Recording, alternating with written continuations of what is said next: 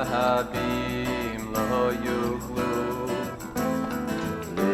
to our website, which is HebrewLearningCircle.org. Go to Jewish Resources, scroll down to Parsha Videos, and you'll find the source sheet right there. This is Erev Shabbat, the Parsha of Beresheet, at very, very difficult times. I'm speaking to you here from Israel, from Haifa, but I'm coming to you with a heavy heart and with a bit of a mixed feelings. Is the first parsha of this cycle, and what a way to start the reading of this cycle on Parsha Beresheet with while we are preparing for war and licking our wounds after a horrendous attack. The country here is in grief. I think there's more shock than grief, really. We are still trying to wrap our minds around the magnitude and the cruelty of this attack. And yet, it's my belief that no matter what, we return to Torah. We return to the story of origin, to the source, to the spiritual core of our people. And from that we draw strength, and this is what I'm hoping that we can do today here together as we study a little bit of the Torah. Attack brings to mind the question of evil, the question of violence, the question of conflict that is resolved in ways that are the wrong ways. There is a better way to resolve conflict, and that's through dialogue, through empathy, through listening. That is not always the case. And certainly in our history as Jews, that has not always been the case. That people who oppose us are willing to listen to us. And we're now in the kind of psychic throes. We're enveloped by this energy of savagery and violence and murder, mass murder. Going back to this parsha, in fact, in this parsha, we read about the very first murder. That's the murder of Cain, the son of Adam and Eve, of his brother Abel. And the Torah and the commentators tell us that this murder was a murder of jealousy.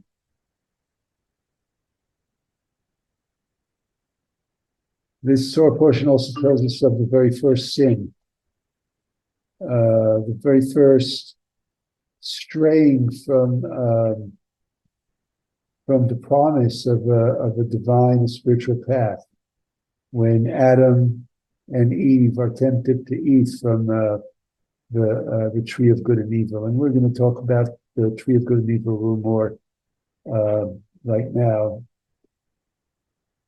We later on in the Torah, we also read a story that is in some ways responsible for, or is the root of this particular conflict between us and our Arab Muslim cousins. That's the story of Hagar, Sarah and Hagar, and the jealousy between them. And Hagar being Hagar and Ishmael, Isaac's brother, being cast out of the camp into the desert, and Ishmael becoming, as the Torah says, it Rovek becomes a warrior of bow and arrow. And we could say that we're still fighting that fight where Ishmael and Israel are in conflict. Unfortunately, that as of yet is being attempted to be resolved with bow and arrow or missiles, guns, etc. Unfortunately. The Izhbitzer this week is actually giving us a message of hope, and I'd like to share that Torah with you. So as we act to support Israel, and Israel needs that support right now to handle this threat, as we donate money, as we donate our time, as we come to Israel to help, as those of us who live in Israel, there's an incredible unity now in society, a lot of goodwill, volunteerism, generosity, etc. Everybody's rallying to support the victims in the South, as well as the military that's preparing for doing its job. So a little ray of hope from today's parsha. So in the parsha we read, "Vayetzav Adonai Elohim al ha'adam le'emor mikol etz hagan achol tochal." And this is Genesis chapter 2, verses 16, and then I'll read verse 17. And God, Adonai, commanded the human, or Adam, saying, "Of every tree of the garden you are free to eat, but," next verse is, "Me'etz hadat tov vara lo tochal mimeno, ki biyom achlecha mimeno mo tamut." But as for the tree of knowledge of good and bad, you must not eat. I'll say good and evil. Good and evil, you must not eat of it. For as soon as you eat of it, you shall die. So the question is that these verses raise, well, one of the questions are, is evil inevitable? Is peace possible? Is goodness, is harmony, is spiritual bliss? Is that possible? And is evil inevitable? So the Izhbitzer says the following: "Vayetzav Adonai Elokim al ha'adam le'emor mikol etz hagan achol tochal me'etz hadat tov vara lo tochal." So he's starting by quoting the first verse and the first half of the second verse. So God commanded Adam that that all the trees in the garden you can eat from, but from the tree of knowledge, good and evil. In other words, that tree held within it, within its DNA, within its fruit, the knowledge of both good and evil, do not eat. And he's asking, is it possible to get rid of that evil? We only eat from the tree, from the fruit of good, or is evil inevitable? And he says, "La'atid shetukan chet Adam harishon." In the future, when the sin of the original man, Adam, when that sin is rectified, is made up for, right? So just put this in context for those of you who may need this context. I think it's valuable. All of Jewish, you could say, spirituality is really stands in the foundation of the idea that any wrongdoing, any error, any sin can be rectified. And that is modeled in our lives, right? And we know that. If I wrong somebody, I can make it up for them. First of all, I can say, I'm sorry, and then I can also make it up. I can pay restitution. I can, do something to mitigate, the damage that I caused. And that idea comes from the Zohar Kabbalah is all about that we have an original sin, original wrongdoing, and that there is a way, and that way is spirituality, the spiritual path, what we do, mitzvot. And in fact, we're just coming off of Yom Kippur, and we know the formula from the liturgy Teshuvah, Tefillah, Utzitaga, Ma'avirim et Ra'ah Gzera. When we do atonement, Teshuvah, prayer or spiritual work, Tefillah, and good deeds, and tzedakah, that rectifies, that straightens out what we have damaged, and returns us back to a place of harmony, the place of the Garden of Eden, right? The original, where it all started. So the Izhbitzer says, like in the future, sure, there will be the end of days. There will be a time. We talk about that as messianic times, messianic days, etc. There will be a time when that original sin will be worked out.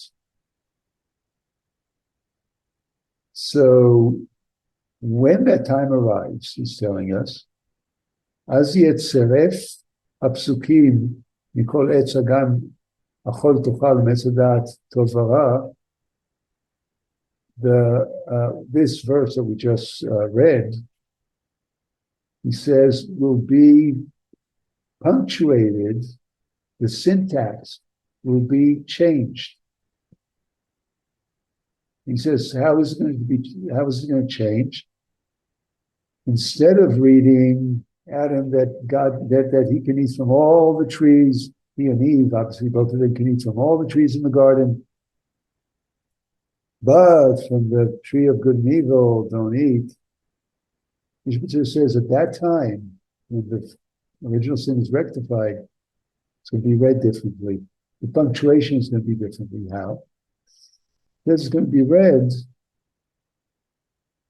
from all the trees of the garden, you shall eat, including from the tree of knowledge, you shall eat good. Period. Now, there's a whole different meaning here. And then the next sentence will start, Vera lo tuchal, but you will not eat the evil. In other words, there's a whole paraphrase here. There's a whole change of meaning when you cut the sentence in that way. Hainu, hatov sheba'ilan yochal, ha'kara lo yochal. Meaning, you will only eat the good that's in the tree, the fruits that hold the good, and the evil you're not going to eat. Hashem yitbarach yivarer ki lo achal rak hatov, and the Holy One, blessed be, will make sure to it that the human being is eating only from the good. V'achet lo haya rak lefi da'ato miklipat hashum v'lo yoter, and to God, evil will be of no consequence. It will have no more role to play. It will be there, but it will be as thin.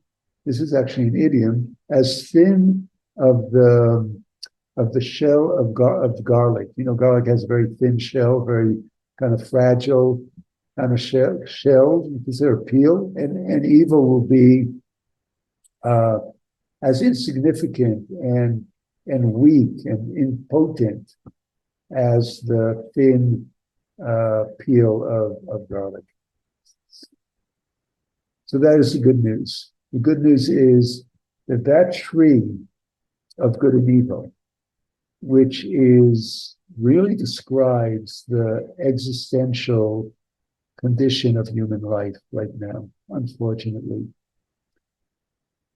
especially for us Jews. I mean, this is I think a universal truth, but right now, where it aches is where it's potent is how it's affected us.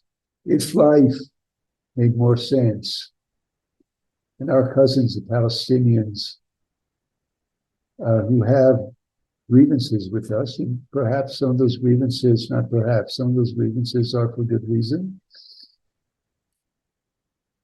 But if life was not in the condition of good and evil that hold the same potency, the resolution of that conflict would have been on the side of the good, even through dialogue. But clearly, they are choosing, they have been choosing.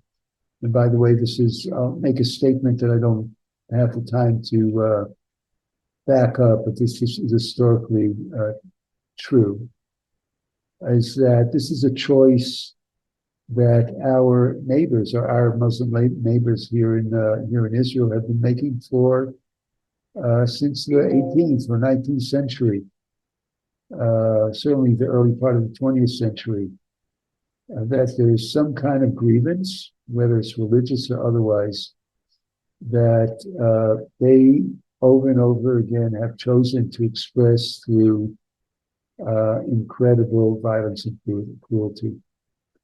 There's a long historical record.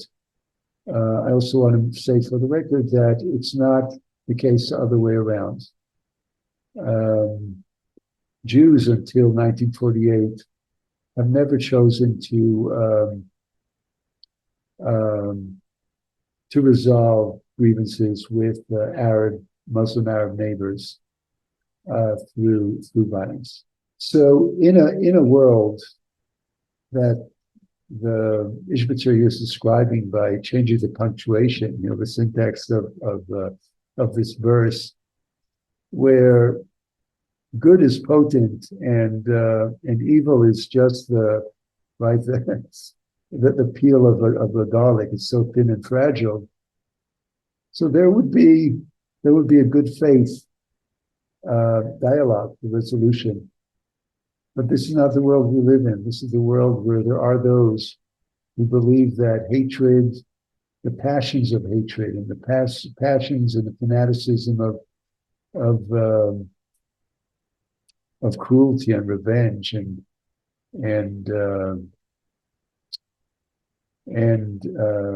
brutality are normal, are justified. In that world, we Jews are continually victims. The Izhbitzer here is reminding us that there is a time, and I want to ask you to join me in attuning our minds, attuning our consciousness to that possibility. If we forget that possibility, if we believe that the tree of knowledge of good and evil is going to be the condition forever, we're going to just keep suffering. We're going to just keep going through the cycle. So our spiritual duty, our religious duty, our Jewish duty is to keep holding the banner of there is a time and there is a way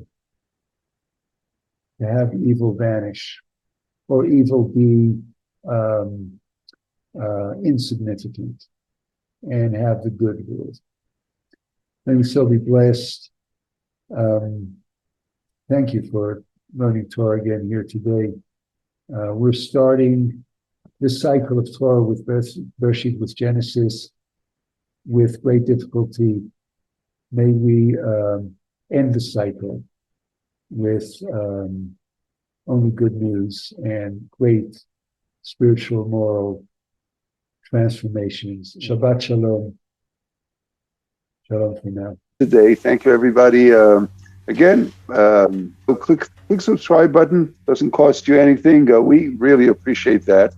Like to have that extra layer of connection with you. Like and subscribe. Come back. Rabim